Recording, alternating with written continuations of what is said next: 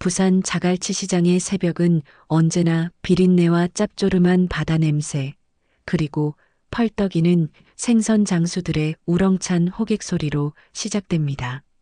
아직 동이 트기도 전인 칠흑 같은 어둠 속에서 김정숙 여사는 그 소리들 사이에서 지난 30년의 세월을 묵묵히 살아왔습니다. 새벽 공기는 차가웠지만 시장 안은 벌써부터 사람들의 열기로 후끈 달아오르기 시작했습니다. 생선 상자를 나르는 지게꾼들의 거친 숨소리와 얼음을 깨는 날카로운 소리가 시장 골목을 가득 메웠습니다. 정숙 씨는 이 모든 소란스러움을 삶의 배경음악처럼 여기며 익숙한 발걸음을 옮겼습니다. 오전 5시면 어김없이 가게 문에 걸린 낡은 자물쇠를 열었습니다. 작은 가게 안으로 들어서면 전날 밤부터 뭉근하게 고아둔 돼지뼈 국물의 구수한 냄새가 그녀를 먼저 반겼습니다. 그녀는 가장 먼저 거대한 솥단지 아래에 불을 다시 지폈습니다. 김정숙 씨의 손은 굵고 투박했습니다. 세월의 흔적이 고스란히 담긴 그 손은 어지간한 남자 장정의 손보다 더 단단해 보였습니다. 수도 없이 뜨거운 뚝배기에 대인 희미한 흉터들과 무거운 것을 하도 날라 굵어진 손마디가 선명했습니다. 차가운 물에 팔을 씻고 거친 물을 썰고 뜨거운 불 앞에서 땀을 닦아내던 바로 그 손이었습니다. 손톱 밑에는 아무리 비누로 박박 문질러 씻어도 희미하게 빠지지 않는 국물 자국이 남아 있었습니다. 젊은 날에는 이 손이 부끄러워 남들 앞에서 슬쩍 감추기도 했습니다. 하지만 정숙 씨는 이제 그 손을 부끄러워하지 않았습니다. 오히려 자신의 삶이 새겨진 훈장처럼 당당하게 여겼습니다. 이 손으로 흙수저였던 아들을 대학까지 보냈고 마침내 서울에서 번듯한 교수로 만들었으니까요. 가게는 좁고 허름했습니다. 삐걱거리는 문을 열고 들어서면 기름때가 반질반질하게 앉은 테이블 5개가 전부였습니다. 벽에는 누렇게 바랜 오래된 메뉴판이 금방이라도 떨어질 듯 위태롭게 붙어 있었습니다. 돼지국밥 6,000원, 순대 4,000원. 30년 전 처음 가게를 열었을 때와 비교하면 정말 얼마 오르지 않은 정직한 가격이었습니다. 형광등은 하나가 깜빡거렸지만 굳이 고치지도 않았습니다. 어차피 이 어둑하고 정겨운 분위기가 단골들에게는 더 익숙했기 때문입니다. 손님들은 대부분 이른 새벽부터 삶을 시작하는 시장 상인들이거나 밤샘 일을 마치고 첫 차를 기다리는 노동자들이었습니다. 사장님, 국밥 하나 뜨뜻하이 말아주이소. 네, 금방 나갑니다. 정숙 씨의 부산 사투리는 굵고 느렸습니다. 하지만 그 무뚝뚝해 보이는 목소리에는 30년 장사의 자신감과 단골들에 대한 애정이 묻어났습니다. 뜨거운 뚝배기에 밥을 꾹꾹 눌러 말아 내놓으면 손님들은 후루룩 소리를 내며 국물을 들이켰습니다. 역시 사장님, 국물 맛이 제일이라. 속 다 풀이네. 사장님, 내일도 올기요. 그런 꾸밈없는 말 한마디 한마디가 정숙 씨에게는 그 어떤 칭찬보다 큰 위로였습니다. 남편을 일찍 여의고 혼자서 아들 진우를 키우느라 밤낮 없이 일했던 시절이 있었습니다. 아들 진우가 아직 코올리게이던 초등학교에 다닐 때는 새벽 장사를 미처 마치지 못하고 학교 앞까지 도시락을 들고 뛰어간 적도 있었습니다.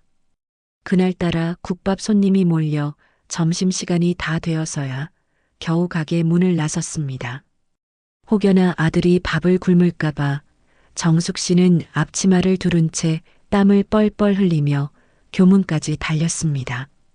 그런데 저만치서 친구들과 웃으며 나오던 아들이 자신을 발견하고는 얼굴이 굳어지는 것을 보았습니다. 엄마, 학교에 오지 마. 아들은 엄마의 손을 뿌리치며 작게 속삭였습니다. 친구들이 다 보잖아. 엄마한테서 돼지국밥 냄새 난단 말이야. 정숙 씨는 그 자리에 얼어붙었고 아들은 도시락만 채가듯 받아들고는 친구들 사이로 도망치듯 사라졌습니다. 정숙 씨의 가슴은 그 순간 칼로 베인 듯 찢어지는 것 같았습니다. 하지만 아들을 탓하지 않았습니다. 다시 가게로 돌아오는 길에 혼자 골목에 숨어 눈물을 훔쳤습니다. 애들은 그럴 수 있다. 다 내가 못나서 내가 이런 일밖에 못해서 그런 기다. 괜찮다. 커서 알게 될 기다. 그렇게 스스로를 수백 번, 수천 번 달랬습니다. 그날 이후로 정숙 씨는 아들의 학교에 절대 가지 않았습니다. 대신 더 악착같이 일했습니다. 이 냄새나는 일을 내 아들만큼은 절대 물려주지 않겠다고 반드시 격 있는 사람으로 만들겠다고 다짐했습니다. 그리고 정말로 아들 진우는 어머니의 바람대로 훌륭하게 성장했습니다. 어려운 형편에도 불평 한마디 없이 공부해 서울의 명문대학에 떡하니 합격했습니다. 정숙 씨는 합격 통지서를 받아들고 가게 한복판에서 목 놓아 울었습니다. 시장 상인들이 모두 자기 일처럼 기뻐하며 막걸리를 돌렸습니다. 대학을 졸업하고 대학원까지 마치고 마침내 아들이 교수가 되었다는 소식을 전해왔습니다. 그 전화를 받은 날은 유난히 비가 많이 오는 날이었습니다. 가게 주방 구석에 쭈그리고 앉아 팔을 다듬던 정숙 씨는 아들의 떨리는 목소리를 듣고 그대로 주저앉았습니다. 엄마, 나 교수 임용됐어. 수화기를 든 손이 덜덜 떨렸습니다. 정숙 씨는 아무 말도 못하고 그저 울었습니다. 기쁨의 눈물이었습니다. 서러움의 눈물이기도 했습니다. 내가 해냈다. 내가 기어코 우리 아들을 교수로 만들었다. 그 후로 정숙 씨는 시장 사람들에게 아들 자랑을 입에 달고 살았습니다. 우리 아들 서울에서 대학 교수 한답니다. 어머, 정숙 씨 진짜 대단하네. 혼자 키워서 교수까지 만들다니 용났다. 사람들의 부러움 섞인 시선이 정숙 씨에게는 지난 30년의 고생을 모두 씻어주는 최고의 보상이었습니다. 그런데 기쁨도 잠시, 최근 들어 몸이 정말 예전 같지가 않았습니다. 무거운 솥을 나르던 허리가 시도 때도 없이 쑤셔왔고 비가 오는 날이면 무릎이 시큰거려 계단을 오르내리기조차 버거웠습니다. 무엇보다 새벽 5시에 눈을 뜨는 것이 천근만근 무거운 쇠를 들어 올리는 것처럼 힘들어졌습니다. 결국 정숙 씨는 아주 큰 결심을 했습니다. 자신의 청춘이자 삶 그 자체였던 가게를 정리하기로요. 30년을 함께한 이 작은 공간과 이별하는 건 살을 도려내는 것만큼 쉽지 않았습니다. 하지만 이제는 정말 쉬어야 할 때라는 걸 몸이 먼저 말해주고 있었습니다. 가게를 넘기고 받은 돈은 꽤 목돈이 되었습니다. 정숙 씨는 평생 만져본 적 없는 큰 돈을 은행 통장에 넣어두고 한참을 생각했습니다. 이 돈을 어디에 쓸까? 진우 장가 갈 때 집이라도 해줄 걸. 이미 장가도 갔고 그저 든든한 노후 자금으로 쓰리라 막연히 생각했습니다. 그때 며느리 미영 씨에게서 전화가 왔습니다. 평생 국밥 냄새 밴다며 부산에 와도 가게 근처에는 얼씬도 않던 며느리였습니다. 결혼하고 5년이 넘도록 자갈치 가게에는 단 한 번도 발을 들인 적이 없었습니다. 그런 며느리가 가게를 정리했다는 소식은 용케도 듣고 바로 연락을 해온 것이었습니다. 어머님, 가게 정리하셨다는 소식 들었어요. 그동안 너무 고생 많으셨어요. 미영 씨의 목소리는 평소의 쌀쌀맞음과 달리 유난히 부드럽고 상냥했습니다. 마침 제가 갤러리를 열려고 하는데요. 투자자를 찾고 있어요. 혹시 어머님께서 도와주실 수 있으실까요? 정숙 씨는 며느리가 큐레이터로 일한다는 건 알고 있었습니다. 하지만 갤러리를 연다는 건 처음 듣는 얘기였습니다. 갤러리가 뭐고 그게 돈이 되는 기가. 정숙 씨가 무뚝뚝하게 묻자 며느리가 웃으며 답했습니다. 아, 어머님. 미술 작품을 전시하고 파는 곳이에요. 제가 오래 준비한 일이거든요. 단순히 돈을 버는 게 아니라 아주 격조 있는 일이랍니다. 진우 씨 체면도 살고요. 격조라는 말과 아들 체면이라는 말에 정숙 씨의 마음이 조금 움직였습니다. 그래, 우리 아들은 교수인데 내가 국밥 장사한 게 혹시 흠이 될지도 모르지. 며느리의 설명을 다 듣고 나서 정숙 씨는 고개를 끄덕였습니다. 아들 내외가 하고 싶은 일이라면, 아들 체면 세우는 일이라면 도와줘야지. 그래, 얼마나 필요한데. 어머님이 주실 수 있는 만큼이면 돼요. 어머님이 핵심 투자자가 되어주시는 거예요. 정말 큰 도움이 될 거예요. 정숙 씨는 가게를 팔아받은 돈의 대부분을 며느리에게 주기로 약속했습니다. 그 돈이면 강남의 갤러리 임대 보증금과 초기 운영비를 충당할 수 있을 거라고 며느리는 말했습니다. 어머님, 정말 감사해요. 이 은혜 평생 잊지 않을게요. 마침 며칠 뒤에 서울에서 갤러리 개관 파티를 하는데 어머님이 제일 큰 투자자이시니 꼭 오셔야 해요. 제가 다시 연락드릴게요. 전화를 끊고 나서 정숙 씨는 며칠에 걸쳐 텅 빈 가게를 마저 정리했습니다. 벽에 걸린 낡은 시계, 손때 묻은 식탁, 김이 모락모락 나던 국물 냄비. 30년의 세월이 이 작은 공간에 고스란히 배어 있었습니다. 이제 내 손을 떠나는구나. 정숙 씨는 마지막으로 가게 문을 닫으며 중얼거렸습니다. 고생 많았다. 나도, 이 가게도. 며칠 뒤 서울 파티에 가기 위해 짐을 챙기던 정숙 씨에게 작은 소포가 하나 도착했습니다. 며느리 미영 씨가 보낸 것이었습니다. 상자를 열어보니 번지르르한 유리병에 담긴 고급 향수 한 병이 들어 있었습니다. 그리고 짧은 편지가 함께였습니다.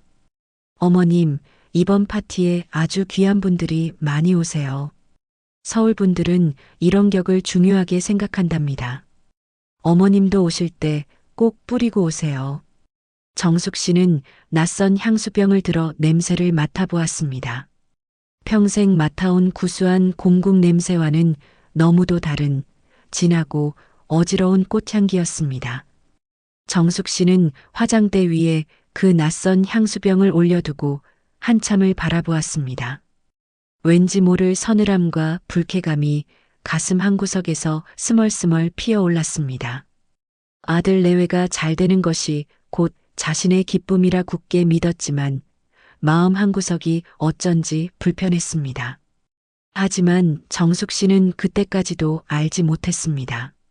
자신이 평생을 바쳐 쌓아온 그 자부심이, 그 30년의 세월이 곧 산산조각 날 거라는 사실을요. 그리고 그 무너짐이 바로 저 향수병을 보낸 며느리의 입에서 그토록 강조하던 격이라는 단어에서 시작될 거라는 것도요. 서울 강남의 한 고급 아파트. 며느리 최미영 씨의 집은 정숙 씨가 살던 부산의 허름한 주택과는 완전히 달랐습니다. 현관문을 열면 하얀 대리석 바닥이 반짝였고 거실에는 값비싼 가구들이 놓여 있었습니다. 정숙 씨는 이 집에 올 때마다 왠지 모를 움츠러듦을 느꼈습니다. 신발을 벗고 들어서는 순간부터 조심스러웠습니다. 어머님 오셨어요? 며느리 미영 씨는 언제나 밝은 목소리로 맞아주었습니다. 하지만 그 미소 뒤에는 정숙 씨가 알아채기 어려운 무언가가 숨어 있었습니다. 아이고, 미영아. 진우는 어디 갔노? 오늘 학교에 세미나가 있대요. 저녁 때나 올 거예요. 미영 씨는 정숙 씨를 거실 소파로 안내했습니다. 소파에 앉은 정숙 씨는 자신의 옷을 내려다보았습니다. 깨끗이 빨아입은 검은색 바지에 흰색 블라우스였습니다. 시장에서 입던 편한 옷은 아니었지만 그래도 정숙 씨가 가진 옷 중엔 가장 괜찮은 것이었습니다. 어머님, 차 드릴게요. 미영 씨가 따라준 차는 정숙 씨가 평소 마시던 보리차가 아니었습니다. 은은한 꽃향기가 나는 이름도 어려운 허브차였습니다. 고맙다. 정숙 씨는 조심스럽게 찻잔을 들었습니다. 어머님, 그런데 말이에요. 미영 씨가 소파 끝에 앉으며 말을 꺼냈습니다. 다음 주에 갤러리 개관 전에 투자자분들 모시는 작은 파티를 하려고요. 파티? 네, 뭐 거창한 건 아니고요. 그냥 저희 갤러리에 투자해 주신 분들께 감사 인사도 드리고 앞으로의 계획도 말씀드리는 자리예요. 미영 씨의 눈이 반짝였습니다. 어머님이 제일 큰 투자자이시잖아요. 그러니까 꼭 오셔야 해요. 다른 분들도 어머님을 뵙고 싶어 하실 거예요. 정숙 씨는 고개를 끄덕였습니다. 그래, 내가 가야 되는 거면 가야지. 감사해요, 어머님. 그런데 말이에요. 미영 씨가 잠시 머뭇거리다가 말을 이었습니다. 혹시 그날 입으실 옷 준비하셨어요? 옷? 지금 입은 것도 괜찮은데. 아, 어머님. 그게 말이죠. 미영 씨가 난처한 표정을 지었습니다. 거기 오시는 분들이 다 좀, 뭐랄까, 격식을 차리는 분들이라서요. 어머님도 좀 더 세련된 옷을 입으시면 어떨까 싶어서요. 정숙 씨는 자신의 옷을 다시 내려다보았습니다. 뭐가 문제인지 잘 모르겠었습니다. 깨끗하고 단정한데 세련되지 않다니. 그럼 뭘 입어야 되노? 제가 같이 쇼핑 가서 골라드릴게요. 어머님 스타일에 맞는 걸로요. 미영 씨는 싹싹하게 웃었습니다. 그 주말 미영 씨는 정숙 씨를 백화점으로 데려갔습니다. 정숙 씨가 평생 한 번도 들어가 본 적 없는 고급 매장들이었습니다. 이거 어때요, 어머님? 미영 씨가 고른 옷은 검은색 재킷에 회색 바지였습니다. 가격표를 보니 정숙 씨가 한 달 장사해서 버는 돈보다 많았습니다. 이게 얼마고? 어머님 신경 쓰지 마세요. 제가 살게요. 어머님을 위한 거니까요. 미영 씨는 카드를 꺼내며 점원에게 건넸습니다. 정숙 씨는 왠지 모를 불편함을 느꼈습니다. 며느리가 사주겠다는데 고맙게 받아야 하는데 왜인지 마음이 편치 않았습니다. 옷을 사고 나오는 길에 미영 씨가 말했습니다. 어머님, 그리고 하나만 더 부탁드려도 될까요? 뭔데? 파티에서 다른 분들이랑 대화하실 때요. 너무 사투리를 쓰시면 알아듣기 어려워하실 수도 있어요. 정숙 씨는 걸음을 멈췄습니다.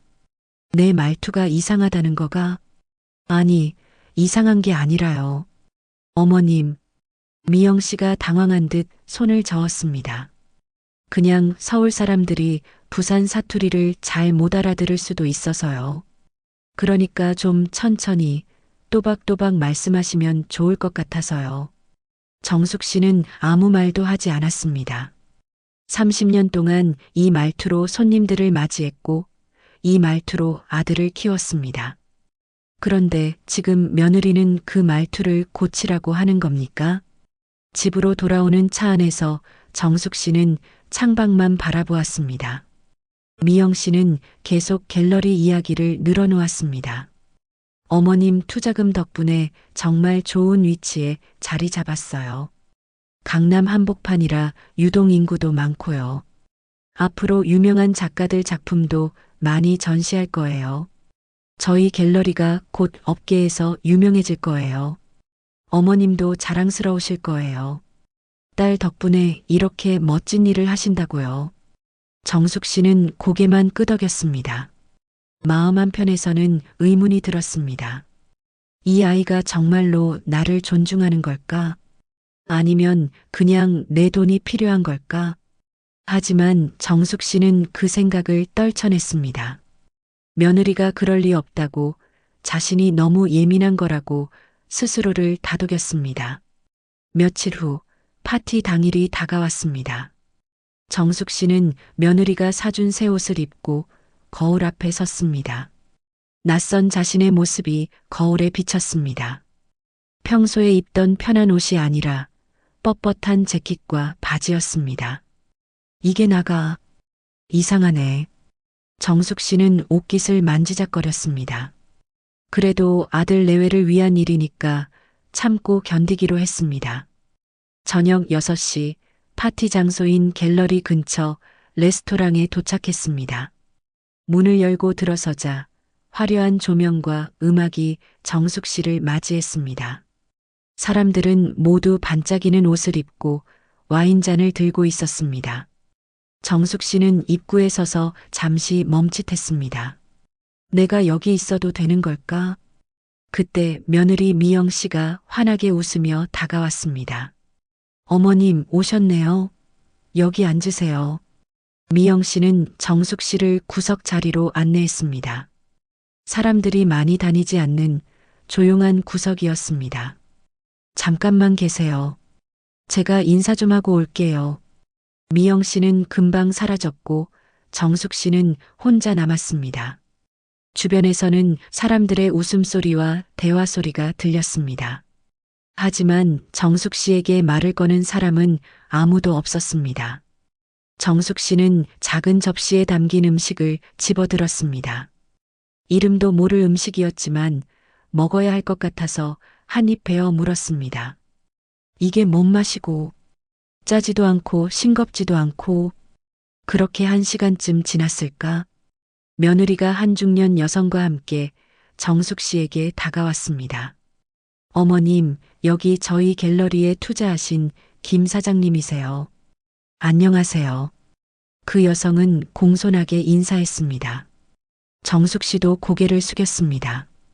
어머님은 어떤 일을 하셨어요? 여성이 호기심 어린 눈빛으로 물었습니다. 아드님을 정말 훌륭하게 키우셨다고 들었어요. 정숙 씨의 얼굴이 환해졌습니다. 오랜만에 듣는 칭찬이었습니다. 아이고, 뭐 대단한 일 했겠습니까? 정숙 씨는 웃으며 대답했습니다. 부산 자갈치 시장에서 30년 동안 돼지국밥 장사했지에. 밤새 뼈 고아가면서 말이지에. 그 순간이었습니다. 옆에 서 있던 며느리 미영 씨의 얼굴이 하얗게 변했습니다. 김 사장이라는 여성은 어색하게 웃으며 고개를 끄덕였습니다. 아, 그러셨군요. 고생 많으셨겠어요. 뭐 힘들었지. 그래도 우리 아들 교수 만들었으니까 보람 있지. 정숙 씨는 자랑스럽게 말했습니다. 하지만 며느리의 표정은 점점 굳어갔습니다. 김 사장이 자리를 뜨자마자 미영 씨가 정숙 씨의 팔을 잡았습니다. 어머님, 잠깐 저쪽으로 가시죠. 미영 씨의 목소리는 낮았지만 단호했습니다. 정숙 씨는 이끌려 레스토랑 구석의 주방 쪽으로 갔습니다. 사람들 눈에 띄지 않는 곳이었습니다. 어머님, 미영 씨가 정숙 씨를 돌아보며 말했습니다. 그 눈빛은 차가웠습니다. 제발 그런 말씀은 왜 하세요? 뭔 말? 국밥이라니요. 어머님, 미영 씨의 목소리가 떨렸습니다. 저분들이 어떻게 생각하시겠어요? 저희 갤러리 큰 투자자가 시장에서 국밥 장사하던 분이라니. 정숙 씨는 며느리의 말을 믿을 수가 없었습니다. 그게 뭐가 창피한 일이고? 창피하죠. 솔직히 말씀드릴게요, 어머님. 미영 씨가 한 발짝 더 다가왔습니다. 어머님한테서 아직도 그 공국 냄새, 그 비릿한 냄새가 난단 말이에요. 옷을 아무리 바꿔 입으셔도 말투를 아무리 고치셔도 그 냄새는 못 숨기시잖아요. 정숙 씨의 귀가 멍해졌습니다. 며느리의 입에서 나온 그 말이 믿기지 않았습니다. 저까지 창피하게 왜 그러세요? 제발 좀. 미영 씨는 돌아서서 다시 파티장으로 걸어갔습니다. 정숙 씨는 그 자리에 그대로 서 있었습니다.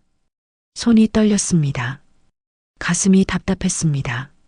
30년 동안 자신이 쌓아온 모든 것이 한순간에 무너지는 기분이었습니다. 공국 냄새라. 정숙 씨는 자신의 손을 내려다보았습니다. 이 손으로 밤낮 없이 국을 끓이고 뼈를 씻고 그릇을 닦았습니다. 이 손으로 아들을 키웠습니다. 그런데 며느리는 그걸 냄새라고 불렀습니다. 정숙 씨는 가방을 집어들고 조용히 레스토랑을 빠져나왔습니다. 아들에게 인사도 하지 않았습니다. 며느리에게 한마디도 하지 않았습니다. 그냥 나왔습니다. 거리에 찬 바람이 얼굴을 때렸습니다. 정숙 씨는 택시를 잡아타고 말했습니다. 서울역으로 가주이소. 기사가 고개를 끄덕였습니다. 택시 창밖으로 서울의 밤 풍경이 스쳐 지나갔습니다. 화려한 불빛들, 높은 빌딩들, 분주한 사람들. 하지만 정숙 씨의 눈에는 아무것도 들어오지 않았습니다. 서울역에 도착해서 정숙 씨는 부산행 기차표를 끊었습니다. 마지막 기차였습니다. 기차에 몸을 싣고 창밖을 바라보았습니다. 어둠 속을 달리는 기차는 정숙 씨를 고향으로 데려가고 있었습니다. 하지만 정숙 씨의 마음속은 여전히 어두웠습니다. 내가 뭘 잘못한 거지? 내가 뭘 잘못했길래? 기차가 덜컹거릴 때마다 정숙 씨의 가슴도 함께 흔들렸습니다. 그리고 한 가지 생각이 떠올랐습니다. 내 돈에서도 그 냄새가 날까? 며느리가 그토록 원하던 그 투자금에서도 공국 냄새가 날까? 정숙 씨는 창밖의 어둠을 바라보며 천천히 결심을 굳혀갔습니다. 부산역에 도착한 건 새벽 2시가 넘어서였습니다. 정숙 씨는 텅 빈 역사를 걸어 나왔습니다. 찬바람이 얼굴을 스쳤지만 아무것도 느껴지지 않았습니다. 택시를 타고 자갈치 시장 근처 자신의 집으로 향했습니다. 오래된 다세대 주택 2층, 정숙 씨가 30년 동안 살아온 곳이었습니다. 문을 열고 들어서자 어둠과 정적만이 정숙 씨를 맞이했습니다. 불을 켜지 않은 채 신발을 벗고 방으로 들어갔습니다.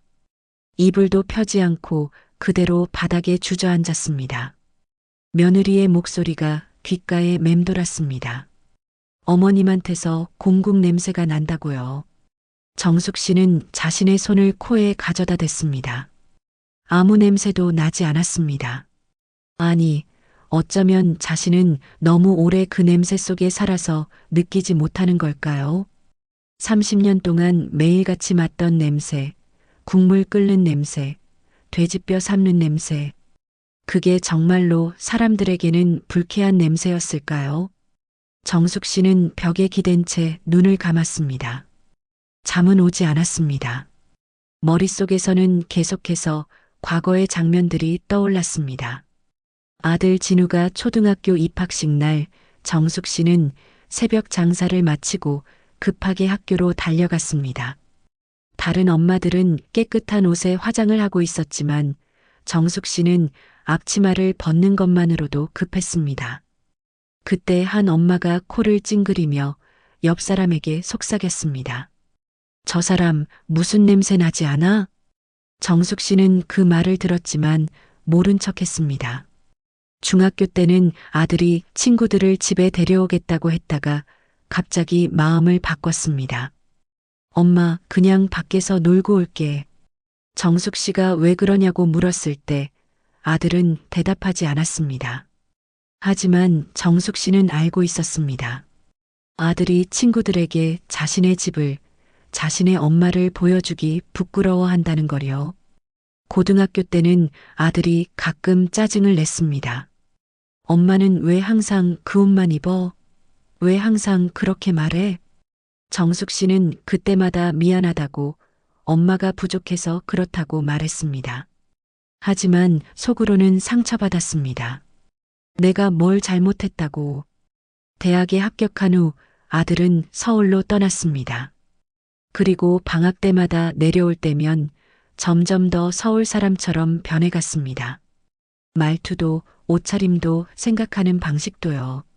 정숙 씨는 그게 자연스러운 거라고, 아들이 성장한 거라고 생각했습니다. 하지만 동시에 아들이 자신과 점점 멀어지는 것 같다는 두려움도 있었습니다. 그래도 참았습니다. 아들이 행복하다면 그것만으로 충분하다고 스스로를 달랬습니다. 결혼식 날 정숙 씨는 처음으로 며느리 미영 씨의 부모를 만났습니다. 미영 씨의 아버지는 사업을 하는 사람이었고 어머니는 고급스러운 옷을 입고 있었습니다.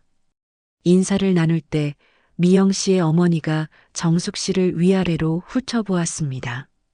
그 시선이 불편했지만 정숙 씨는 웃으며 인사했습니다. 우리 진우 잘 부탁합니다. 미영 씨의 어머니는 어색하게 웃으며 고개만 끄덕였습니다. 결혼식이 끝난 후 아들이 말했습니다. 엄마, 장인어른 장모님이 엄마 되게 좋아하시던데? 정숙 씨는 아들의 말을 믿고 싶었습니다. 하지만 마음 한구석에서는 의심이 들었습니다. 정말로 그들이 자신을 좋아했을까요? 아니면 아들 앞에서 예의상 그런 척한 것일까요? 결혼 후 며느리는 종종 정숙 씨에게 선물을 보냈습니다. 옷이나 화장품, 건강식품 같은 것들이었습니다. 하지만 그 선물들을 받을 때마다 정숙 씨는 이상한 기분이 들었습니다. 며느리가 정말로 자신을 생각해서 보내는 걸까요? 아니면 자신을 고쳐주려고 보내는 걸까요? 어느 날 미영 씨가 보낸 옷상자 안에 쪽지가 들어 있었습니다. 어머님, 이거 입으시면 훨씬 젊어 보이실 거예요. 정숙 씨는 그 쪽지를 읽고 한참을 멍하니 있었습니다. 젊어 보인다는 건 지금은 늙어 보인다는 뜻일까요?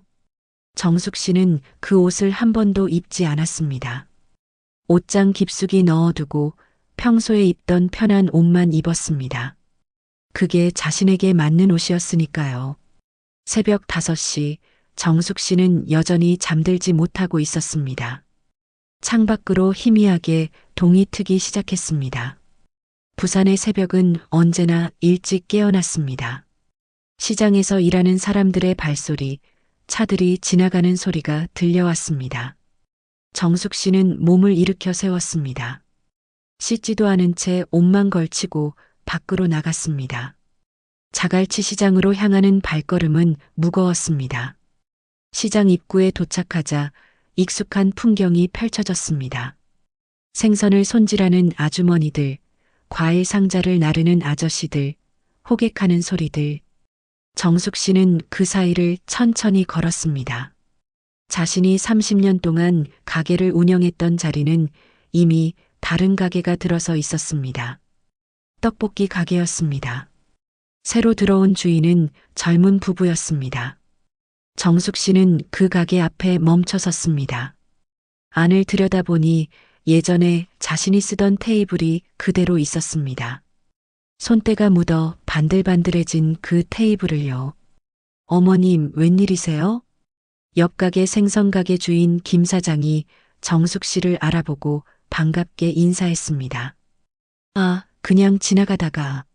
정숙 씨는 힘없이 웃었습니다. 서울 갔다 오셨어요?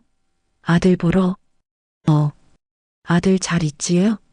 교수님 되고 나서 바쁘시제? 김 사장의 말에 정숙 씨는 고개만 끄덕였습니다. 더 이상 대화를 이어갈 힘이 없었습니다.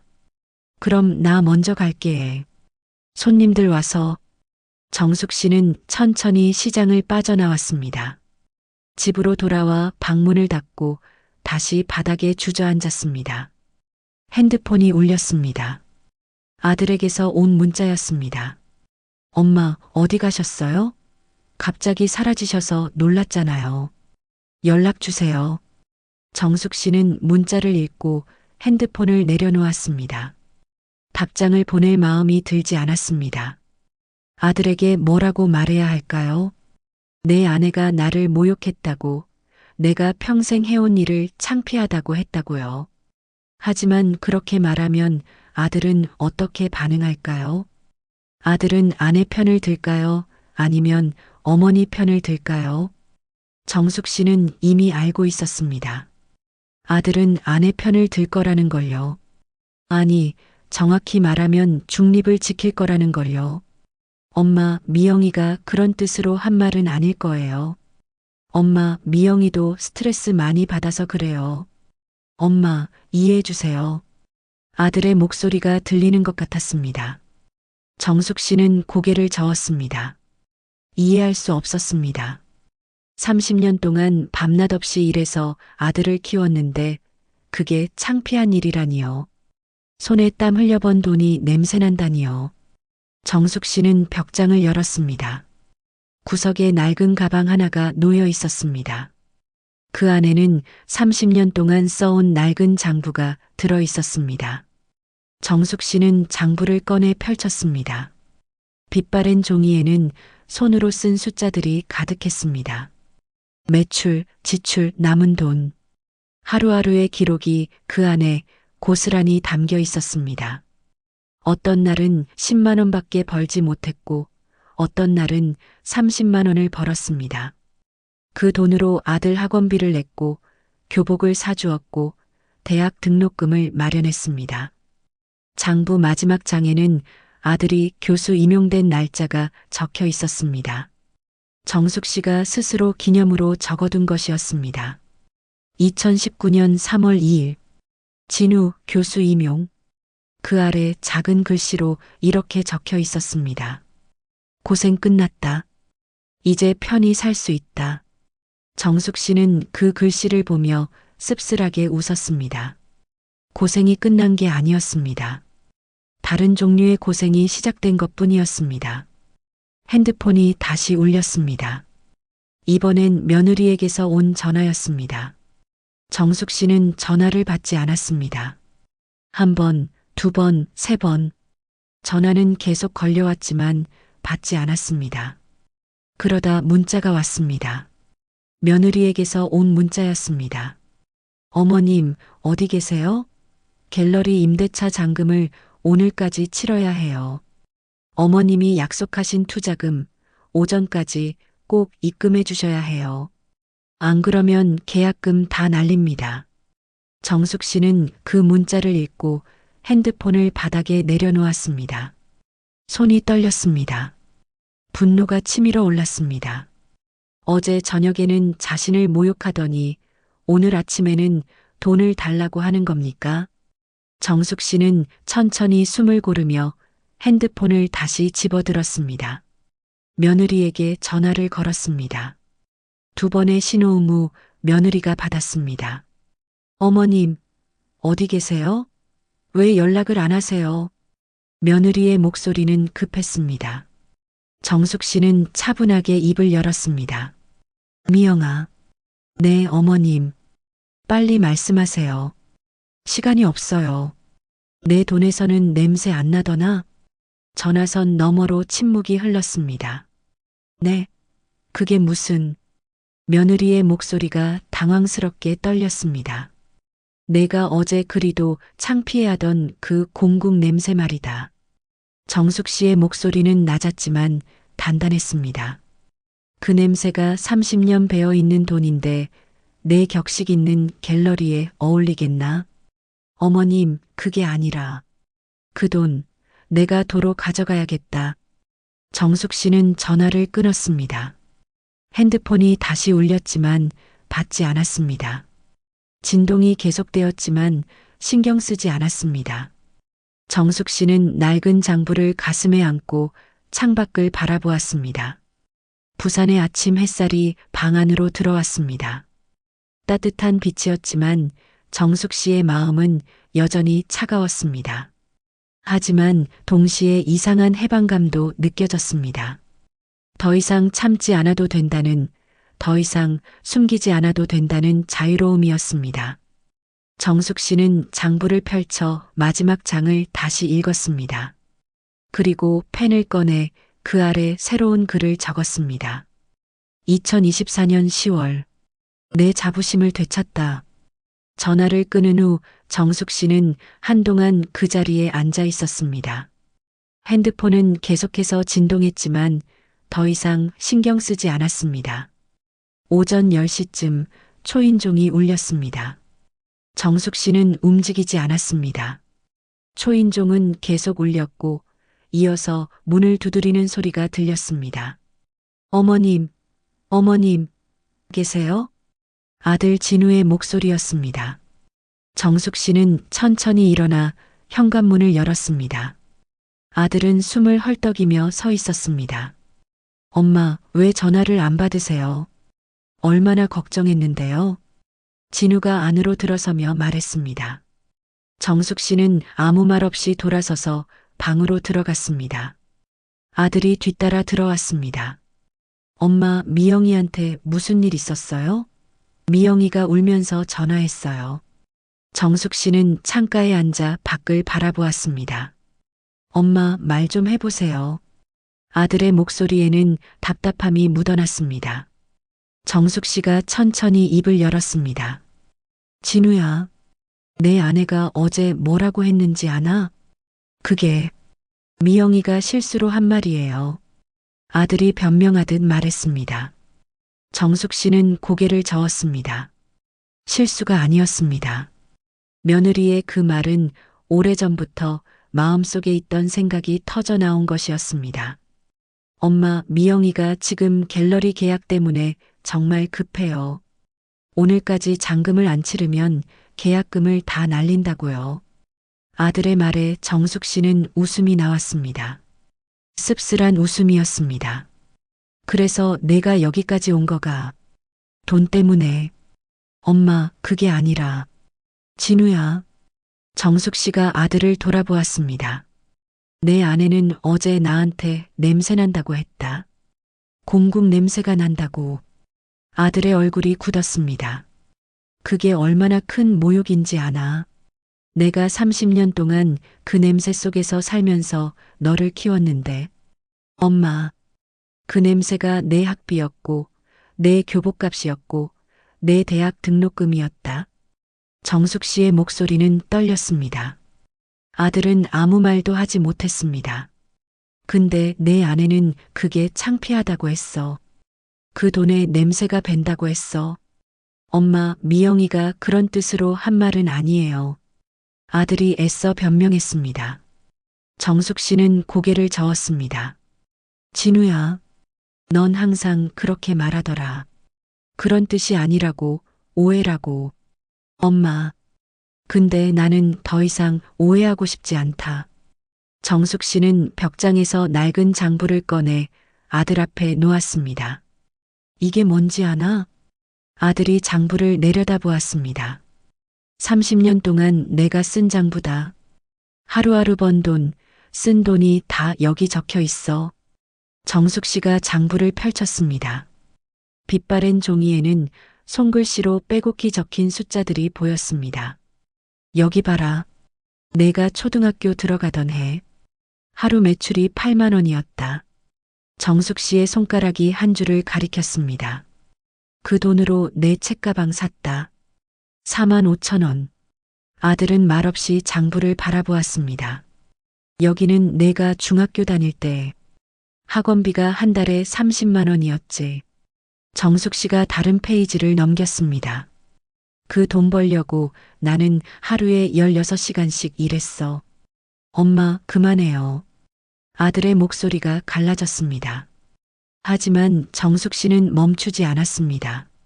여기는 내가 대학 갈 때 등록금이 500만 원이었지. 정숙 씨의 손가락이 또 다른 숫자를 짚었습니다. 그 돈 모으려고 나는 명절에도 쉬지 않고 가게 문을 열었어. 아들은 고개를 숙였습니다. 정숙 씨는 장부를 덮었습니다. 이 장부에 적힌 모든 돈이 내 아내가 말한 그 공국 냄새 나는 돈이다. 엄마, 미안해요. 아들이 작은 목소리로 말했습니다. 하지만 정숙 씨는 사과를 원하지 않았습니다. 미안하다고 말할 사람은 내가 아니라 내 아내다.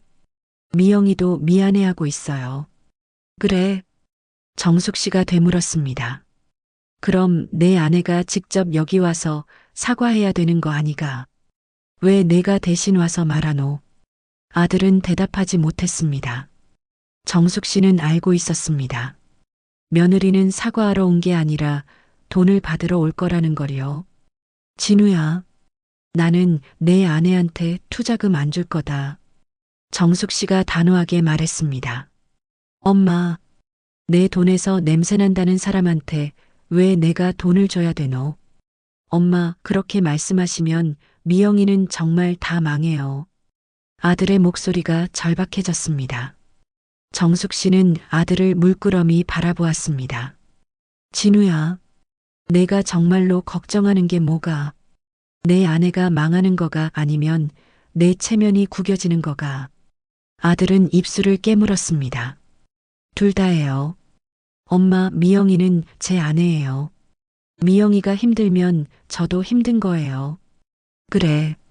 내 아내가 힘들면 넌 힘들다. 정숙 씨가 고개를 끄덕였습니다. 근데 내 엄마가 모욕당했을 때는 왜 힘들지 않았노? 아들은 아무 말도 하지 못했습니다. 정숙 씨는 천천히 일어섰습니다. 이제 돌아가거라. 나는 결심했다. 엄마, 제발이요. 아들이 애원하듯 말했습니다. 하지만 정숙 씨는 흔들리지 않았습니다. 내 아내가 직접 여기 와서 진심으로 사과하면 그때 다시 생각해 볼게. 엄마. 근데 돈 때문에 사과하러 오는 거면 받지 않을 거다. 정숙 씨는 방문을 열었습니다. 아들은 한참을 망설이다가 천천히 일어섰습니다. 현관문을 나서면서 아들이 돌아보았습니다. 엄마, 정말 이렇게 하실 거예요? 정숙 씨는 대답하지 않았습니다. 그저 조용히 문을 닫았습니다. 문이 닫히고 나서 정숙 씨는 그 자리에 한참을 서 있었습니다. 가슴이 아팠습니다. 아들에게 저렇게 차갑게 대한 건 처음이었습니다. 하지만 이번만큼은 물러설 수 없었습니다. 자신의 존엄이 걸린 문제였으니까요.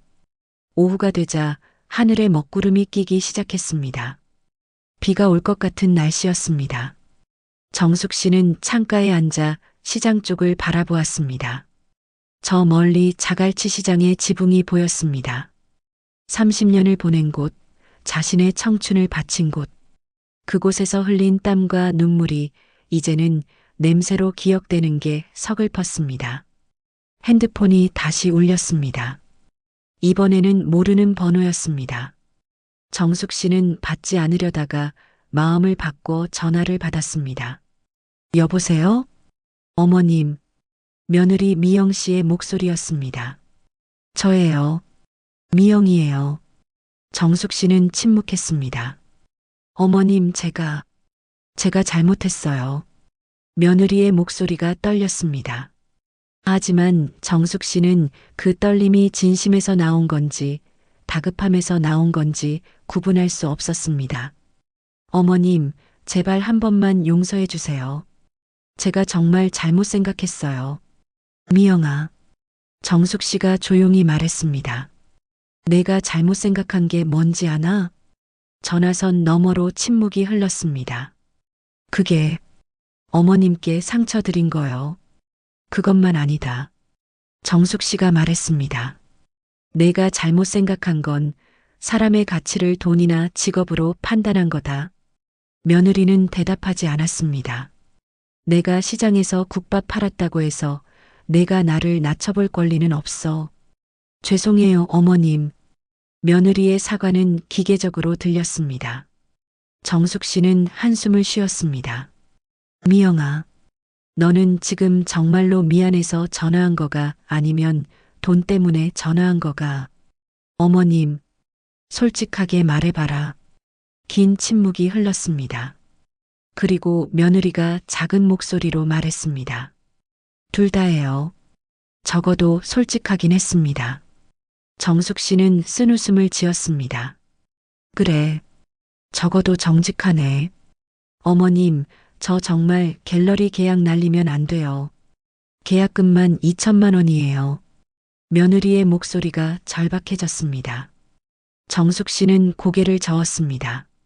미영아, 2천만 원이 아깝다면 나한테 한 말을 후회해야지. 돈을 후회하면 안 돼. 무슨 말씀이세요? 내가 진짜 후회하는 게 뭔지 생각해봐라. 나한테 상처 준 거가 아니면 그 때문에 돈을 못 받게 된 거가. 전화선 너머로 며느리의 흐느끼는 소리가 들렸습니다. 하지만 정숙 씨는 마음을 굳게 먹었습니다. 내가 진심으로 뉘우치면 그때 다시 생각하마. 정숙 씨는 전화를 끊었습니다. 비가 내리기 시작했습니다. 창문을 타고 빗물이 흘러내렸습니다. 정숙 씨는 그 빗물을 바라보며 생각했습니다. 자신이 너무 냉정한 걸까요?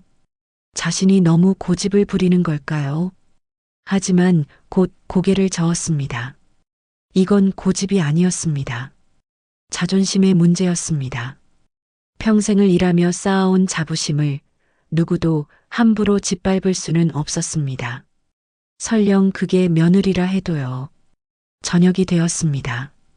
정숙 씨는 간단하게 밥을 지어 먹었습니다. 혼자 먹는 밥은 늘 그렇듯 싱거웠습니다. 설거지를 하고 나서 다시 방으로 들어왔습니다. 낡은 장부를 다시 펼쳤습니다. 30년의 기록이 거기 있었습니다.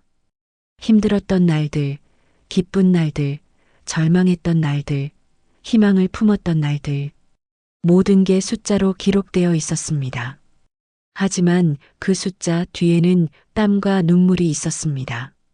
새벽부터 밤까지 일했던 손에 감촉이 있었습니다. 뜨거운 국물에 데인 손가락의 아픔이 있었습니다. 추운 겨울날 찬물에 손을 담그며 느꼈던 고통이 있었습니다. 그 모든 게 이 장부 안에 담겨 있었습니다. 정숙 씨는 장부를 가슴에 안았습니다. 내가 틀리지 않았어. 내가 한 일은 부끄러운 게 아니야. 스스로에게 말했습니다. 창밖에서는 빗소리가 점점 거세졌습니다. 정숙 씨는 그 소리를 들으며 천천히 눈을 감았습니다. 내일이면 며느리가 어떻게 나올지 알 수 없었습니다. 하지만 정숙 씨는 준비가 되어 있었습니다. 어떤 결과가 오든 자신의 결정을 후회하지 않을 거라고 다짐했습니다. 빗소리는 밤새 계속되었습니다. 다음 날 아침 비는 그쳤지만 하늘은 여전히 흐렸습니다.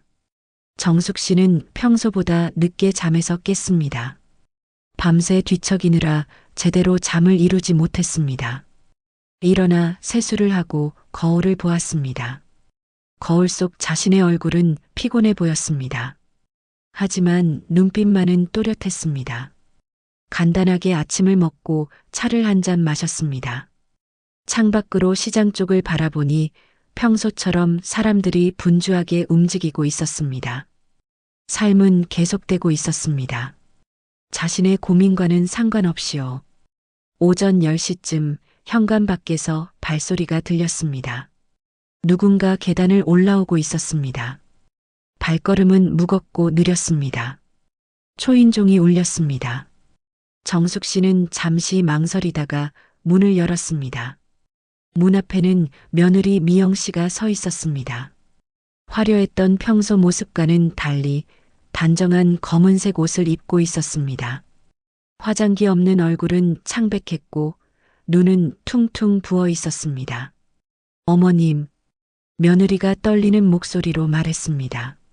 정숙 씨는 아무 말 없이 문을 열어주었습니다. 며느리가 조심스럽게 안으로 들어왔습니다. 거실까지 따라 들어온 며느리는 소파에 앉지 않고 그대로 서 있었습니다.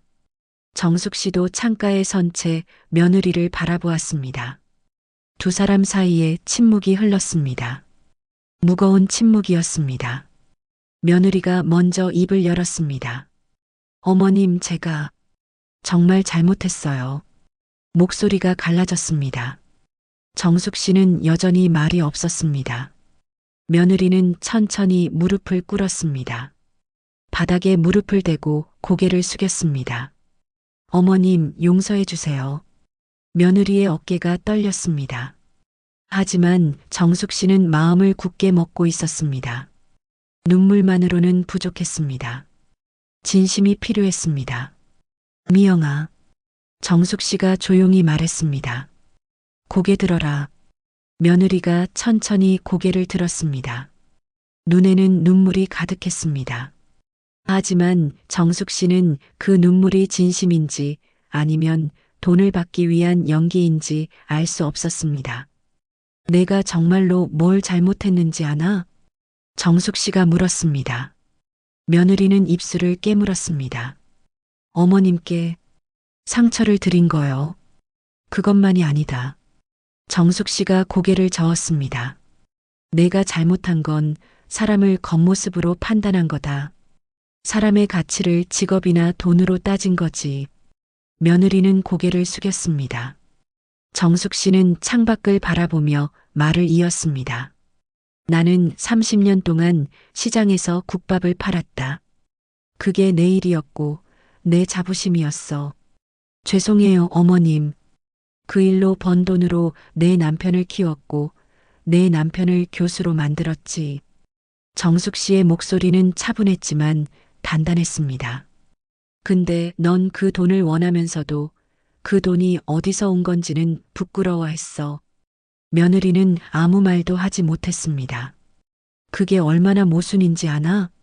정숙 씨가 며느리를 내려다보았습니다. 며느리의 눈에서 눈물이 떨어졌습니다.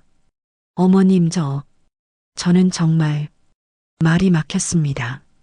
정숙 씨는 벽장을 열어 낡은 장부를 꺼냈습니다. 그리고 며느리 앞에 놓았습니다. 이게 뭔지 아나? 며느리가 장부를 내려다보았습니다. 이게 내가 그렇게 창피해하던 그 국밥 장사의 기록이다. 정숙 씨가 장부를 펼쳤습니다. 30년 동안 하루하루 번 돈이 다 여기 적혀 있어. 손가락으로 한 줄 한 줄을 짚어가며 보여주었습니다. 이 돈으로 진우 학원비 냈고, 이 돈으로 대학 등록금 냈고, 이 돈으로 생활비 보냈어. 며느리는 장부를 보며 고개를 숙였습니다.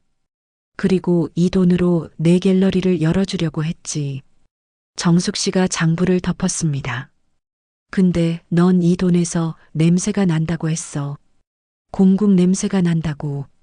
며느리의 어깨가 더욱 떨렸습니다. 어머님, 정말 죄송해요. 제가 미쳤었어요. 제가 정말 잘못 생각했어요.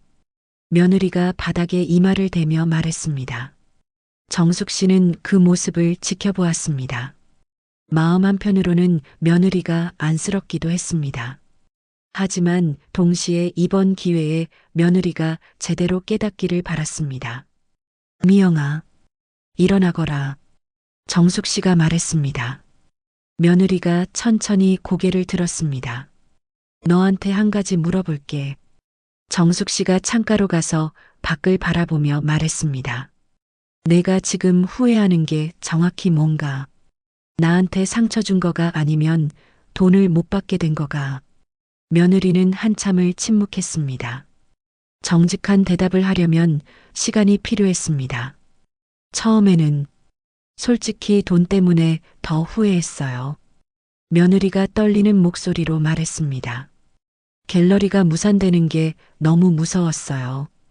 계약금도 날리고 제 꿈도 날리는 게. 정숙 씨는 고개를 끄덕였습니다. 적어도 정직하게 말하고 있었습니다. 근데 어젯밤에 진우랑 얘기하면서 깨달았어요. 며느리가 계속 말했습니다. 제가 얼마나 교만했는지, 얼마나 잘못 생각하고 있었는지요. 며느리가 일어나 정숙 씨 쪽으로 몇 걸음 다가왔습니다. 어머님, 저는 제가 대단한 사람인 줄 알았어요. 좋은 집안에서 태어나고 대학도 나오고 큐레이터로 일하니까요. 며느리의 목소리가 떨렸습니다. 근데 제 대학 등록금은 부모님이 내주셨고 제가 일할 수 있는 것도 부모님 덕분이었어요. 며느리가 정숙 씨를 바라보았습니다. 저는 단 한 번도 제 힘으로만 뭔가를 잃어본 적이 없어요. 근데 어머님은 혼자 힘으로 아들을 키우시고 교수로 만드셨잖아요. 며느리의 눈에서 또 눈물이 흘렀습니다. 그게 얼마나 대단한 건지 저는 몰랐어요. 아니, 알면서도 인정하기 싫었어요. 정숙 씨는 며느리의 말을 조용히 들었습니다. 왜냐하면 인정하면 제가 초라해 보일 것 같았거든요. 제가 가진 것들이 별거 아닌 것처럼 느껴질 것 같았어요. 며느리가 고개를 숙였습니다. 그래서 어머님을 깎아내리려고 했어요. 어머님의 일을 천하게 만들어서 상대적으로 제가 높아 보이게 하려고요. 정숙 씨는 처음으로 며느리의 진심을 느꼈습니다. 이건 돈을 받기 위한 거짓말이 아니었습니다. 며느리 스스로 자신의 내면을 들여다본 고백이었습니다. 어머님, 저 정말 잘못했어요. 며느리가 다시 무릎을 꿇었습니다. 돈은 이제 상관없어요. 갤러리도 포기할게요. 며느리가 바닥에 손을 짚으며 말했습니다. 그냥 어머님께 용서받고 싶어요. 제가 어머님께 한 말 정말 미안해요. 정숙 씨는 한참을 서 있다가 천천히 며느리 옆에 앉았습니다. 며느리의 어깨에 손을 얹었습니다. 미영아. 정숙 씨의 목소리는 이전보다 부드러워졌습니다. 고개 들어라. 며느리가 눈물 범벅이 된 얼굴로 고개를 들었습니다. 사람은 다 실수를 해. 나도 살면서 수없이 실수했지. 정숙 씨가 며느리의 눈을 바라보았습니다. 중요한 건 그 실수를 인정하고 배우는 거다. 며느리가 고개를 끄덕였습니다. 내가 오늘 한 말은 진심으로 들렸어. 그래서 나도 마음이 좀 풀렸지. 정숙 씨가 낡은 장부를 집어들었습니다. 이 장부에 적힌 돈은 냄새나는 돈이 아니다. 땀 냄새, 노력의 냄새가 나는 돈이지. 며느리가 장부를 바라보았습니다. 모든 돈에는 그 돈을 번 사람의 이야기가 있어. 내 부모님이 번 돈에도, 내가 번 돈에도. 정숙 씨가 장부를 며느리에게 건넸습니다. 이걸 한번 읽어봐라. 천천히 한 줄 한 줄. 며느리가 떨리는 손으로 장부를 받았습니다. 첫 페이지를 펼쳤습니다. 1994년 3월 15일 매출 12만 원, 돼지뼈 구입 3만 원, 파 2천 원, 남은 돈 7만 원, 진우 참고서 구입 15,000원. 며느리는 그 기록을 보며 눈물을 흘렸습니다. 한 장 한 장 넘기며 읽어 내려갔습니다. 30년의 기록이 거기 있었습니다. 한 여자가 아들을 키우며 흘린 땀과 눈물의 기록이요. 며느리는 장부를 다 읽고 나서 조심스럽게 정숙 씨에게 돌려주었습니다. 어머님, 정말 대단하세요. 며느리의 목소리는 진심으로 가득했습니다. 저는 이렇게는 못할 것 같아요. 이렇게 강하지 못해요. 정숙 씨가 고개를 저었습니다. 아니다. 너도 할 수 있어. 사람은 필요하면 강해지더라. 며느리가 눈물을 닦았습니다. 정숙 씨는 잠시 생각하다가 입을 열었습니다. 미영아, 갤러리 말이다. 며느리가 고개를 들었습니다. 어머님, 내가 투자금을 줄게. 정숙 씨가 말했습니다. 며느리의 눈이 커졌습니다. 어머님, 아니에요. 저는 정말 괜찮아요. 듣기나 해라. 정숙 씨가 손을 들어 말을 막았습니다. 근데 조건이 있다. 며느리가 긴장한 표정으로 정숙 씨를 바라보았습니다. 그 갤러리에 내 사진 한 장을 걸어라. 어머님 사진이요? 내가 가게에서 국밥 끓이던 사진. 정숙 씨가 말했습니다. 며느리는 잠시 당황했다가 천천히 고개를 끄덕였습니다. 그리고 그 사진 밑에 이렇게 써라. 30년 국밥 장사로 아들을 교수로 키운 어머니라고. 며느리의 눈에서 또 눈물이 흘렀습니다. 어머님, 나는 내 일이 자랑스럽다. 그 일로 아들을 키웠으니까. 정숙 씨가 창밖을 바라보았습니다. 내가 그 갤러리를 열면서 그걸 기억했으면 좋겠다. 모든 돈 뒤에는 누군가의 땀과 노력이 있다는 걸. 며느리가 바닥에 엎드려 절을 했습니다. 어머님, 감사합니다. 정말 감사합니다. 정숙 씨는 며느리를 일으켜 세웠습니다. 이제 일어나라. 무릎 아프겠다. 며느리가 일어서며 눈물을 닦았습니다. 어머님, 제가 정말 잘할게요. 갤러리도 잘 운영하고 어머님께도 잘할게요. 약속은 쉽게 하는 거 아니다. 행동으로 보여라. 정숙 씨가 말했습니다. 며느리가 고개를 끄덕였습니다. 네, 어머님. 꼭 그렇게 할게요. 정숙 씨는 부엌으로 가서 차를 2잔 내왔습니다. 며느리와 마주 앉아 차를 마시며 이야기를 나누었습니다. 갤러리 계획에 대해서, 앞으로의 꿈에 대해서요. 며느리의 목소리에는 이제 진심이 담겨 있었습니다. 허세나 허영이 아닌 진짜 하고 싶은 일에 대한 열정이요. 저녁 무렵 며느리가 일어서며 말했습니다. 어머님, 이제 서울로 올라가 볼게요. 진우도 걱정하고 있을 거예요. 그래, 조심해서 가거라. 며느리가 현관문을 나서다가 돌아섰습니다. 어머님, 다음에 제가 직접 부산 내려와서 어머님 모시고 맛있는 거 사드릴게요. 정숙 씨가 웃었습니다. 그래, 그때는 내가 국밥집 데려가 주마. 부산에서 제일 맛있는데. 며느리도 웃으며 고개를 숙여 인사했습니다. 문이 닫히고 정숙 씨는 혼자 남았습니다. 창가에 앉아 석양을 바라보았습니다. 붉은 노을이 하늘을 물들이고 있었습니다. 정숙 씨는 낡은 장부를 다시 펼쳤습니다. 마지막 페이지에 펜을 들고 새로운 글을 적었습니다. 2024년 10월 30일. 내 자부심을 지켜냈다. 그리고 며느리에게 가르쳤다. 돈의 진짜 가치는 액수가 아니라 그 뒤에 담긴 이야기라는 것을. 펜을 내려놓고 장부를 덮었습니다. 창밖으로 자갈치 시장의 불빛이 하나둘 켜지기 시작했습니다. 30년을 보낸 그곳, 자신의 청춘을 바친 그곳이 여전히 그 자리에 있었습니다. 정숙 씨는 미소를 지었습니다. 자신이 옳은 결정을 했다는 확신이 들었습니다. 며느리도 변할 것이고 아들도 이해할 것이고 가족은 다시 회복될 것입니다. 하지만 무엇보다 중요한 건 자신이 자신을 지켰다는 것이었습니다.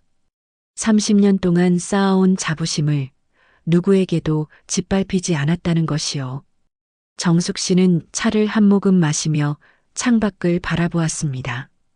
부산의 밤은 깊어가고 있었지만 정숙 씨의 마음은 평온했습니다. 폭풍은 지나갔고 이제 고요가 찾아왔습니다. 그리고 그 고요 속에서 정숙 씨는 자신의 인생을 돌아보았습니다. 힘들었지만 후회 없는 삶이었습니다. 당당했고 떳떳했습니다. 그것만으로 충분했습니다. 시장에서 들려오는 저녁 장사 소리가 바람을 타고 창문으로 흘러들어왔습니다. 냄비 부딪히는 소리, 사람들 웃음소리, 호객하는 소리. 정숙 씨에게는 그 모든 소리가 음악처럼 들렸습니다. 삶의 음악이었습니다. 노동의 음악이었습니다. 그리고 존엄의 음악이었습니다. 정숙 씨는 눈을 감고 그 소리에 귀를 기울였습니다. 평화로웠습니다. 이번 이야기는 어떠셨나요? 30년 세월이 밴 시어머니의 국밥 냄새는 부끄러운 것이었을까요? 아니면 아들을 교수로 키워낸 자부심의 훈장이었을까요? 며느리는 시어머니의 삶이 담긴 그 냄새를 지우기 위해 격조 있는 향수를 선물했지만 결국 자신이 평생 원했던 격조 있는 갤러리를 그 냄새나는 돈 때문에 잃고 말았습니다. 시청자 여러분은 오늘 김정숙 여사의 마지막 결단을 어떻게 보셨습니까? 여러분이 정숙 씨의 입장이었다면 과연 어떤 선택을 하셨을까요? 며느리 미영 씨는 과연 자신의 잘못을 진심으로 뉘우쳤을까요? 여러분의 소중한 의견을 댓글로 꼭 남겨주십시오. 오늘 이야기가 마음에 드셨다면 구독과 좋아요 잊지 마시고 저희는 다음에도 더욱 깊이 있는 이야기로 찾아뵙겠습니다. 끝까지 시청해 주셔서 진심으로 감사합니다.